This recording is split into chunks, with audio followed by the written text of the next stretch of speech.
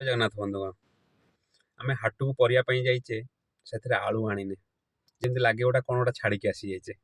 ଆଉ ଘରେ କୌଣସି ଭଜା କି ତରକାରୀ ହେଇଛି ତା ଦେହରେ ଆଳୁ ପଡ଼ିନି, ମାନେ ଖାଇବାର ଗୋଟେ ମଜା ଆସେନି। ଆଉ ଆମ ଓଡ଼ିଆ ଘରେ ତ ଆଳୁ ଭର୍ତ୍ତା ବିନା ଭାତ ହିଁ ରୁଚେନି। କହିବାର ମୂଳ ଲକ୍ଷ୍ୟ ହେଉଛି ନୀଳ ଆଳୁ, ନୀଳ କଲରର ଆଳୁ। ଆମେ ଆଗରୁ ଦେଖିଥିବା ଯେ କି ଆଳୁ ଖୋଲିଲା ବେଳେ ଯଦି ନୀଳ କଲର ଆଳୁଟା ବାହାରିଛି ତାକୁ ଲୋକମାନେ ଫୋପାଡ଼ି ଦେଉଥିଲେ, କାରଣ ସେମାନେ ସଚେତନ ଥିଲେ। ଆଉ ଏବେ କ'ଣ ହେଉଛି ନା, ଆମେ ଯେହେତୁ ଆଳୁ ଗୁଡ଼ାକ ବହୁତ ବାହାରୁ ଆମଦାନୀ କରାହେଉଛି, ତା ଦେହରେ ଦେଖିବେ ଗୋଟେ ମାଟି ମିଶିକି ଆସୁଛି, ମାଟି କଲରଟା ମିଶିକି ଆସୁଛି। ତା ଦ୍ୱାରା କ'ଣ ହେଉଛି ନା, ତା ଦେହରେ ମ୍ୟାକ୍ସିମମ୍ ଆଳୁ ନୀଳ କଲର ହିଁ ରହୁଛି। ତାକୁ ନୁଚିବା ପାଇଁକି ସେମାନେ ମାଟି କଲରଟା ମିଶାଉଛନ୍ତି।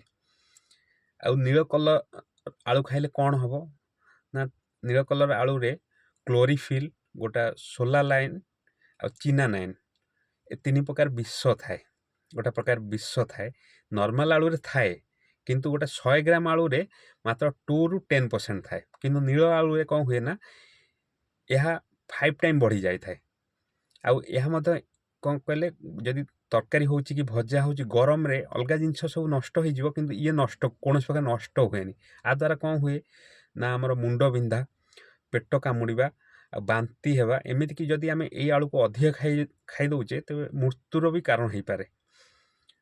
ଏହା ପାଇଁ ଆମେ କ'ଣ କରିବା, ନୀଳ ଆଳୁକୁ ପୁରା ଆଭଏଡ଼ କରିବା। ଯଦି ନୀଳ ଆଳୁ ଆସିଛି ଟୋଟାଲି ଖାଇବାନି, ଫୋପାଡ଼ି ଦେବା। ଆଉ ଯଦି ନିହାତି ଦରକାର, ନୀଳ ପରସେଣ୍ଟଟାକୁ କାଢ଼ିଦେବା, ପୁରା ପୁରା କାଟିକି ବାହାର କରିଦେବା, ତେବେ ତାକୁ ତାପରେ ଯାଇ ଖାଇବା। କିନ୍ତୁ ପୁରା ଚେଷ୍ଟା କରନ୍ତୁ, ମୋ ମତରେ ନୀଳ ଆଳୁକୁ ଟୋଟାଲ ଖାଆନ୍ତୁନି, ଆଉ ପୁରା ଫିଙ୍ଗି ଦିଅନ୍ତୁ। ଆଉ ନୀଳ ଆଳୁଟାକୁ ଟୋଟାଲି ଫିଙ୍ଗି ଦିଅନ୍ତୁ। ଆଉ ଆମେ ନିଜେ ସଚେତନ ହେବା ଆଉ ଆମ ପରିବାରର ସୁରକ୍ଷା କରିବା। ଜୟ ଜଗନ୍ନାଥ।